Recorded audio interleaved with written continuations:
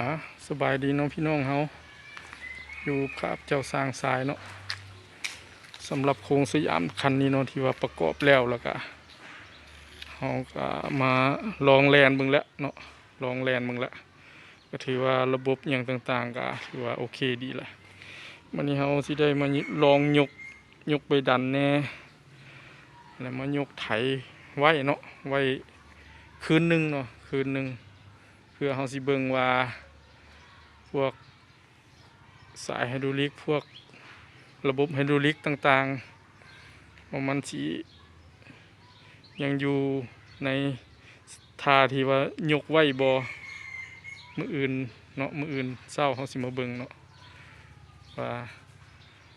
มันสิอยู่ในท่าที่เฮายกไว้บ่ถ้ามันตกเนาะก็ถือว่ามันมีระบบไฮดรอลิกเฮาแม่นมันมีบางชิ้นส่วนเนาะที่ว่ามีปัญหาจะถามว่ามันยังอยู่ในลักษณะนี้เลยก็ถือว่าระบบไฮดรอลิกเฮายังบ่มีปัญหาหยังถือว่าผ่านเนาะมื้ออื่นเฮาจังสิได้มาเบิ่งกันเด้อพี่น้องเด้อมื้อนี้เฮายกไว้ก่อนเนาะยกไว้เป็นคืนหนึงเนาะ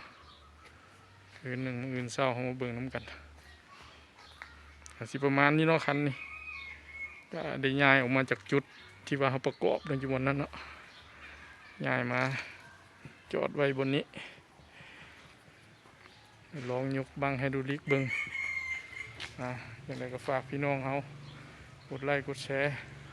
กดติดตามให้สร้างทรายในเด้อขอบใจพี่น้องเฮาหลายๆ